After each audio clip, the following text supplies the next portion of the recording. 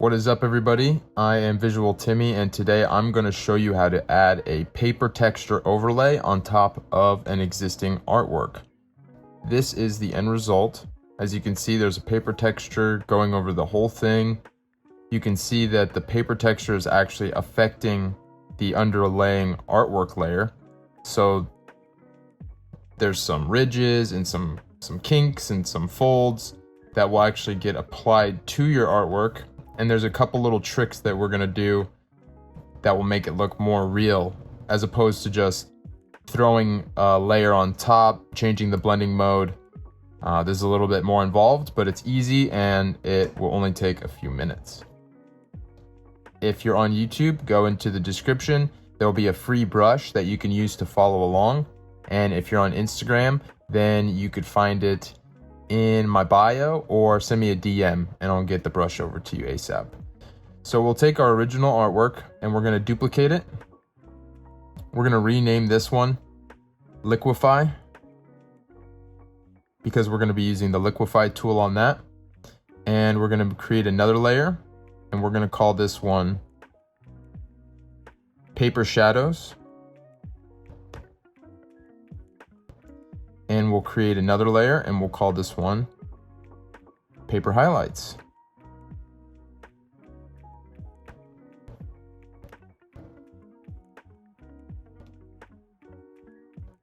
So we're gonna go ahead and take our brush, and if you just downloaded it, it will be this crumpled paper texture, which is a grain source of crumpled paper and a shape source of some kind of grungy concrete. And this will give us a really cool looking texture to add on top of our artwork. So come into your paper shadows and choose a color that is all black. For the sake of demonstration, I will turn off my artwork so that you can see what's actually being painted.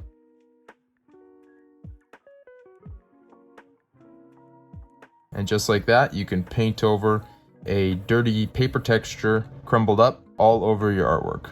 So if we turn on our layer of artwork, you can see it is a mess. This does not look anything like the example that I showed you. And there's a few reasons for that. The first reason is that the paper shadows are way too dark. The second reason is that I haven't added the paper highlights yet. So there's a cool trick how we're going to get the inverted portions of these shadows into highlights. So we'll turn this off. So here we have our paper shadows layer. What we're gonna do is we're gonna duplicate this, turn off our original paper shadows layer, and we're gonna duplicate it again. We're gonna keep duplicating it. Once you have a few of them, you're gonna wanna merge them together. Maybe even one more for good measure. So now you have your original paper shadows, you have your duplicated paper shadows, and you have your paper highlights, which is currently empty. So what we're gonna do is we're gonna turn on our super dark paper shadows. We're gonna tap on this right here and we are going to select the contents of this layer by pressing select.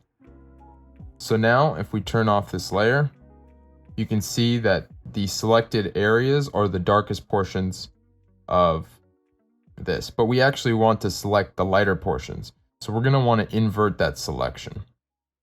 So let's come back over here, press select, and once this selection tool pops up, we're gonna have a menu down here. Down here we can click invert, and now we actually have the invert selection of the darkest shadows, which would in turn be our highlights. So we can turn off paper shadows, and we will turn off the background color so that we can see what we're doing in paper highlights. We'll change the color to pure white. And then we will tap on this square and fill the layer with white. Now it's only gonna fill the invert selection of the previous layer because of the little process we did. So we're done with this super dark paper shadows, but we'll change this to, we'll rename this to medium.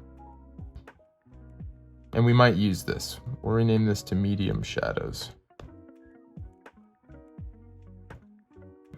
But for now, we'll keep it off. So now we have our darkest shadows and we have our paper highlights.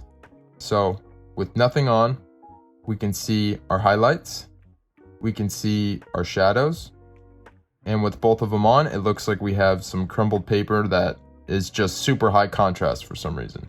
And that's what we're going to fix. So for the shadows, we're going to change the blending mode to soft light. I sometimes pass it. Soft light right here. We're gonna lower the opacity down a bit, maybe to like 50%, just so we can see what we're doing. So now you can see it kind of does look like it's a little bit crinkled and it's not so intense. And we'll do the same thing with the paper highlights. So as you can see, our paper highlights are extremely oversaturated. They're overexposed.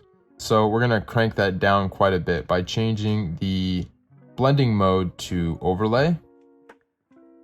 We can find it, overlay. And by changing the blending mode to overlay, we're going to get some of the color bleed through. So before on normal, it's completely white. And when we change it to overlay, we can see some of the blue and some of the yellow come through, which is more realistic if we're talking about light. So let's turn the opacity down as well to somewhere around 50%. And it still looks a little bit much, so we'll keep turning the opacity down. We'll turn the opacity down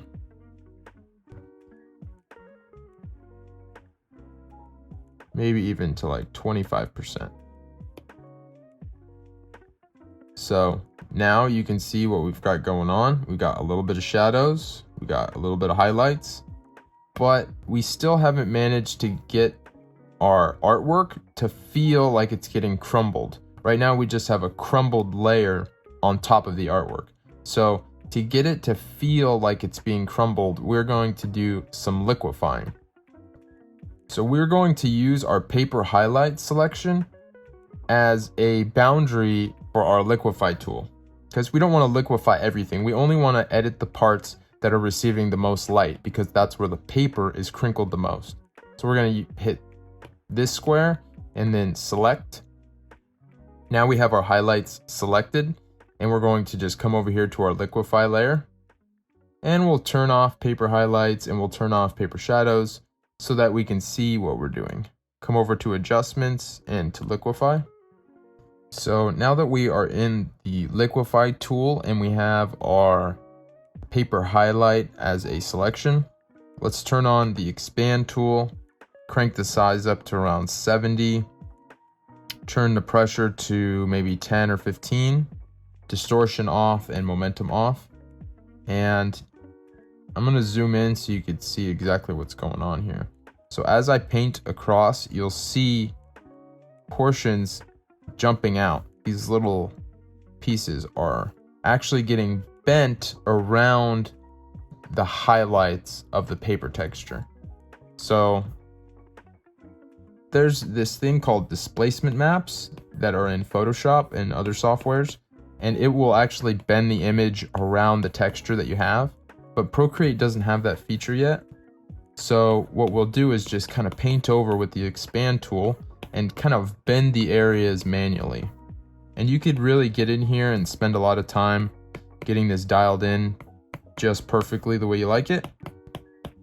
But I think that this does a pretty good job to quickly give some roughness around the edges and make our paper texture look a little bit more authentic.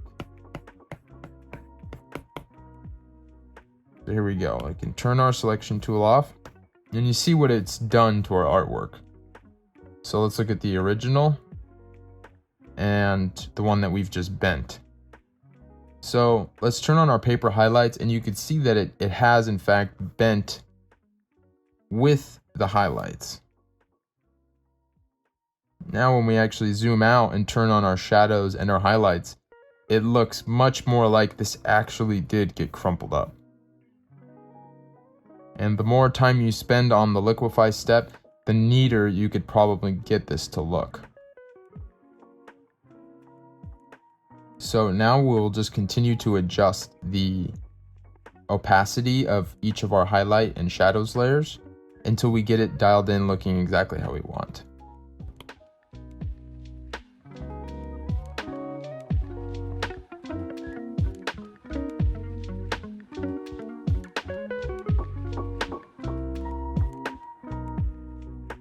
So if we're liking what we have so far, we can flatten these layers. First, we'll highlight them, we'll group them, we'll duplicate the group for a backup copy, and we'll flatten these layers.